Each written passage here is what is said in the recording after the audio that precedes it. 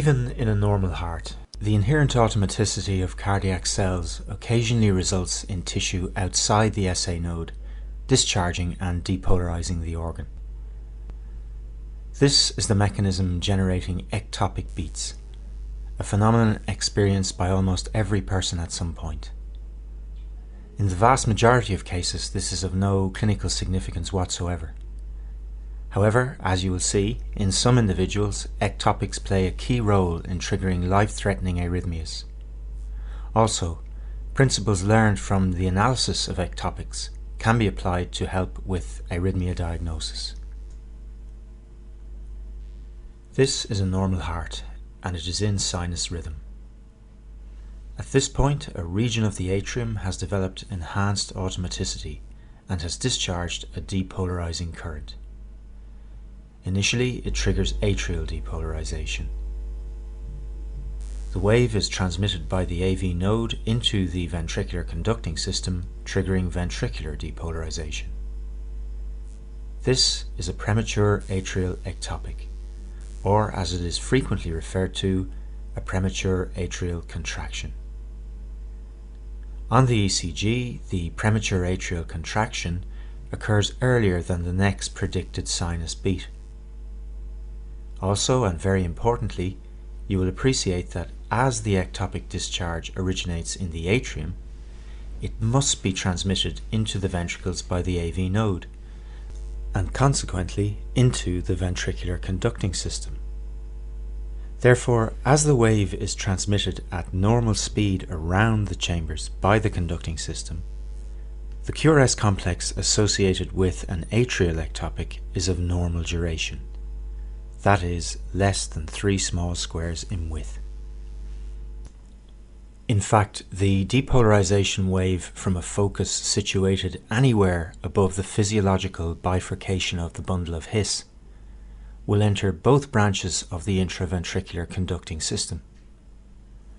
Consequently, the QRS complex associated with discharge from a focus situated anywhere in this region will be of normal duration. Now here's a different situation. In this case, the site of increased automaticity generating the ectopic beat is located in the ventricle. The key point to note here is that the current is transmitted, at least in part, outside the ventricular conducting system. Depolarization moves through myocardium 4 to 8 times more slowly than through conducting tissue.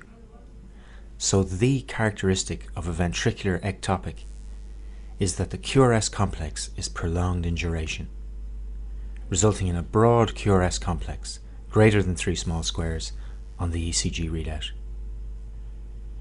Note also that the pattern of spread of depolarization is highly abnormal, producing a complex of bizarre shape. As the sequence of depolarization is deranged, the pattern of repolarization is also abnormal, manifesting as a lack of concordance between the ectopic QRS complex and the associated T wave. Looking at both of these rhythm strips, you will notice that the atrial and ventricular ectopic are followed by a pause before the next sinus discharge. There are, however, important differences between the nature of this pause in the case of atrial and ventricular ectopics. Understanding these differences will help us when dealing with more complex situations in Section 5.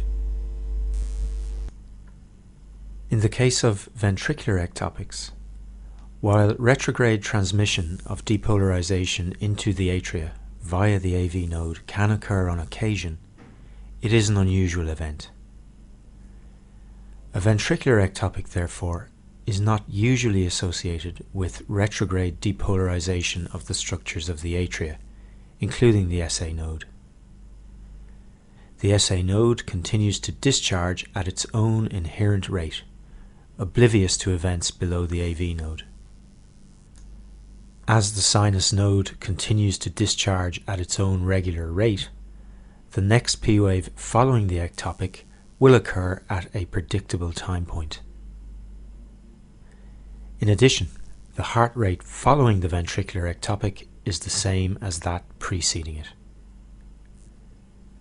A pause with these characteristics following an ectopic is termed a compensatory pause.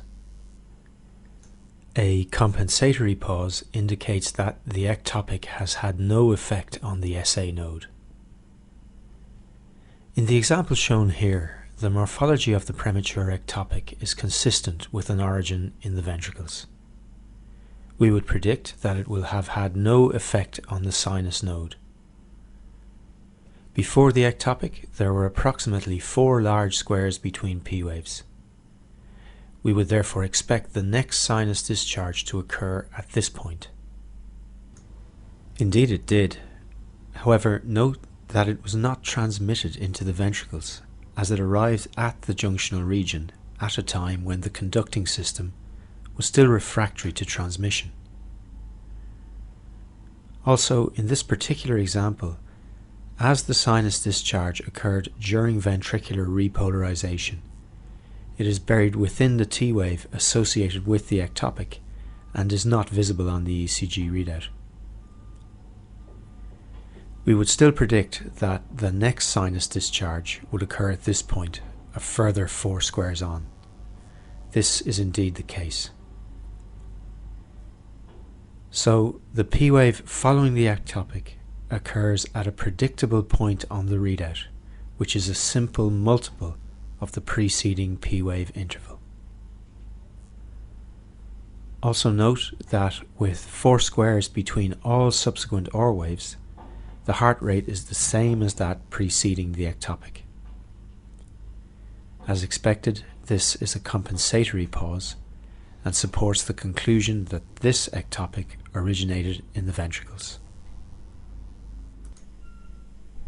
In contrast to ventricular ectopics, discharge from an atrial ectopic will usually result in depolarization of the cells of the SA node, temporarily suppressing their discharge. The SA node recovers its function after a pause of variable duration. As the duration of recovery is variable, the timing of the next P wave is not predictable. The next sinus discharge does not occur at a simple multiple of the P to P wave interval preceding the ectopic. Premature depolarization of the SA node also has a broader effect on its function and may reset its inherent rate of spontaneous depolarization, leading to a different heart rate, either faster or slower, following the ectopic. A pause with these characteristics is termed a non-compensatory pause. Before we summarize the material contained in this video, there are a number of other features of the atrial ectopic worth noting at this point. Firstly, in this particular example, the ectopic discharge has originated low in the atrial cavity, and the bulk of atrial depolarization is spreading upwards. The ectopic P wave is therefore negative in the inferior leads, illustrated here in the rhythm strip, lead 2, reflecting an abnormal P wave axis. You may also have noticed that compared to the normal sinus beat, the PR interval is shortened in the ectopic. This reflects the fact that in this particular case, atrial depolarization has arisen from a focus closer to the AV node than the sinoatrial node. The time taken to reach the AV node is therefore reduced, and the PR interval associated with the ectopic is shortened accordingly. You will see shortly that precisely this type of analysis can help us determine the site of origin of arrhythmias. So, premature ectopic beats can originate from sites of enhanced automaticity in the atria or ventricles. Both occur early, that is, before the next expected sinus beat. Atrial ectopics are transmitted into both branches of the ventricular conducting system and therefore are associated with a normal QRS complex. Atrial ectopics are usually associated with a non-compensatory pause. In contrast, ventricular ectopics are generated in the ventricular wall or a component of the conducting system, and must travel at least in part through the slower conducting ventricular muscle. Consequently, they are associated with broad QRS complexes, and deranged repolarization results in a non-concordant T-wave. In addition, ventricular ectopics are usually followed by a compensatory pause.